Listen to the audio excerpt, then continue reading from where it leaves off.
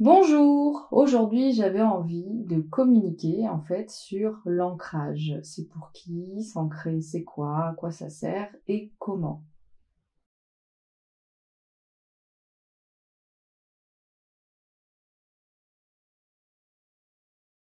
Alors, l'ancrage, c'est pour qui? L'ancrage, c'est pour tout le monde, que ce soit les bébés, les enfants, les adultes, jusqu'au bout, jusqu'à la fin. On a tous besoin d'ancrage. On peut le remarquer et le voir que chez les bébés, les enfants, ils sont constamment pieds nus. Ils enlèvent leurs chaussettes, leurs chaussures, parce qu'ils vont avoir cette tendance en fait naturelle à se relier et à vouloir se relier à la terre. Donc si vous avez vos enfants qui ne portent pas de chaussons, qui enlèvent tout le temps ce qu'ils ont aux pieds, laissez-les faire, c'est qu'ils se connectent naturellement.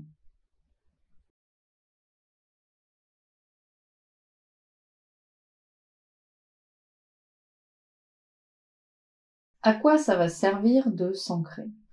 Vu quand on s'ancre, on revient à soi, on revient à son corps, dans la matière, qu'on a choisi de s'incarner dans cette matière, ça va permettre en fait d'être beaucoup moins perturbé par tout ce qu'il peut y avoir autour de soi. Ça va permettre d'avancer dans les projets, d'arriver en fait à les concrétiser.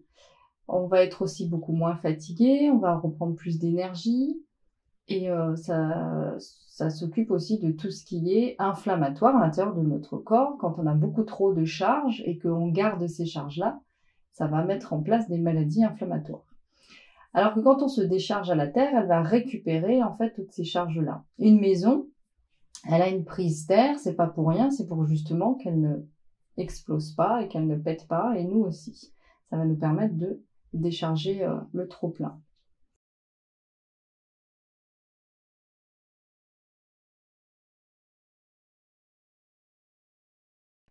Alors, comment faire pour travailler son ancrage au quotidien dans la vie de tous les jours?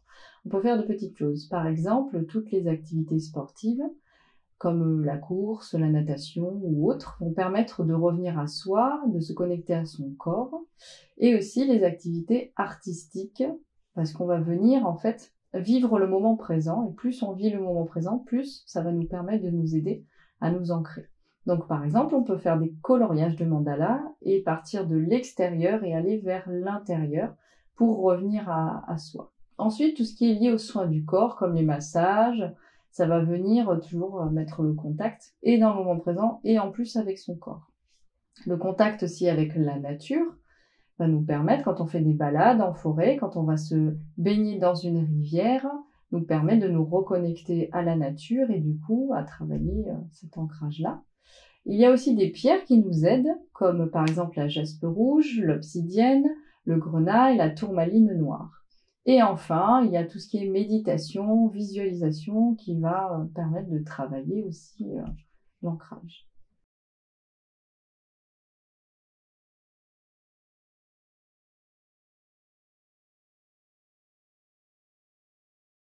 Vous pouvez trouver deux vidéos, une pour les enfants, une pour les adultes, pour pouvoir travailler cette méditation, cette visualisation à l'ancrage, pour pouvoir expérimenter. Je vous invite grandement à tester et à le faire tous les matins, à venir le travailler pour le perfectionner.